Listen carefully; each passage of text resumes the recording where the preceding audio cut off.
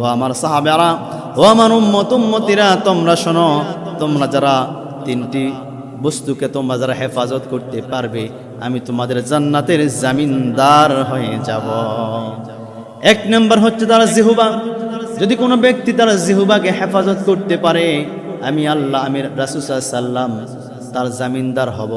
যদি কোনো ব্যক্তি তার দু চক্ষুকে হেফাজত করতে পারে, আমি ওই বান্দা বান্দির আমি জান্নাতের জামিনদার হয়ে যাব। আল্লাহ সাল্লাল্লাহু বললেন, যদি কোনো ব্যক্তি তার যৌনাঙ্গের হেফাজত করতে পারে, তাহলে আমি নবী, আমি নিজেই বললাম, আমি সেই আমার উম্মতির জন্য জান্নাতের জামিনদার হয়ে যাব। আল্লাহ রাব্বুল আলামিন এর প্রিয় হাবিব তিনি বললেন, যদি কোনো ব্যক্তি তিনটি বিষয়কে হেফাজত করতে পারে, আল্লাহ রাসূল তার জন্য জান্নাতের জামিনদার হবে। এক নাম্বার হলো তার জিহবা, দ্বিতীয় নম্বর হচ্ছে তার দুচোখ, তিন নম্বর হচ্ছে তার লজ্জাস্থান। বর্তমান সময় আমরা দেখতে পাই যে মানুষেরা তার জবানকে হেফাজত করতে পারছে না। এরপর দেখতে পাই মানুষেরা তার চোখকে হেফাজত করতে পারে না। এরপর তিন নম্বর, মানুষেরা তার যৌনাঙ্গকে হেফাজত করতে পারছে না। সরাসরি গালিগালাজ, হুরহাঙ্গামা, গীবত করা, শাকায়াত করা, পরনিন্দা করা, এগুলো নিয়ে মানুষ ব্যস্ত হয়েছে। প্রিয় হাজির, আল্লাহ পাক আমাদেরকে হেফাজত করে বলি আমিন। আমার প্রিয় ভাইয়েরা, হযরত ইউসুফ আলাইহিস সালাতু ওয়াস সালামকে মিশরের রানী জুলাইখা যখন খারাপ প্রস্তাব দিলেন, গুনাহের কাজে যখন প্রস্তাব দিয়ে দিলেন, যখন প্রাসাদের মধ্যে যখন হযরত ইউসুফ আলাইহিস সালাতু ওয়াস সালাম যখন প্রবেশ করা হলো, ইউসুফ আলাইহিস সালাতু ওয়াস সালাম আল্লাহ রাব্বুল আলামিনের কাছে সাহায্য চেয়েছেন। আল্লাহ রাব্বুল আলামিন কবুল করেছেন।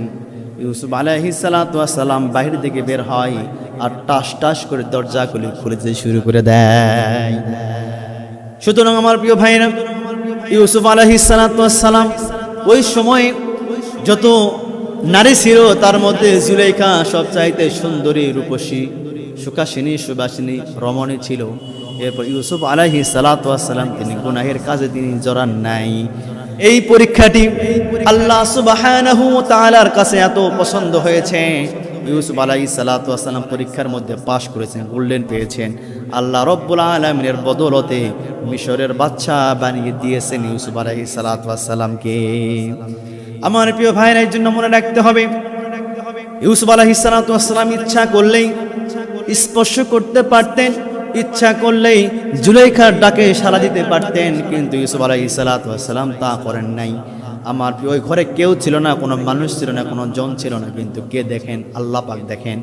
আমার প্রিয় ভাইয়েরা, সুতরাং আমাদের মধ্যে যে যুবক ভাইয়েরা আছেন, অনেকেই পর্নোগ্রাফি যারা দেখেন, অনেকে খারাপ ভিডিও দেখেন, সিনেমা দেখেন, ঘরের মধ্যে কেউ নাই, কেউ দেখে না, বাপ জানে না, মা জানে না, ভাই জানে না, বন্ধু বান্ধব কেউ জানে না। একজন জানেন, তিনি কে?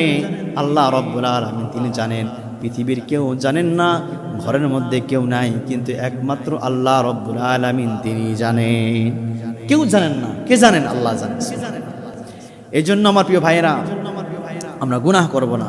এই গুনাহের কাছ থেকে আল্লাহ পাক আমাদেরকে হেফাজত করুন, আমিন। আল্লাহ রাব্বুল আলামিন বলছেন, লা তাহজান ইন্নাল্লাহা মা'ানা।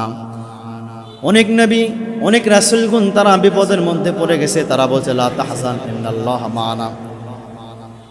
যার কেউ নাই ভয় পেও না, যার কেউ নাই তার জন্য কে আছে? আল্লাহ আছে। ভয় পেও না, আমার জন্য আল্লাহ আছে। সুবহানাল্লাহ।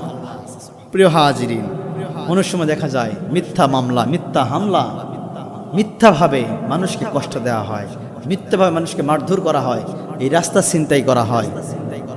প্রিয় হাজিরিন, লা তাহজান ইন্নাল্লাহ মা'ানা। ভয় পেও না, কে আছে? আল্লাহ রাব্বুল আলামিন আছে। প্রিয় হাজিরিন, কোন মানুষকে ভয় পাবার কোনো প্রশ্ন আসে না। আমাদের কে আছে?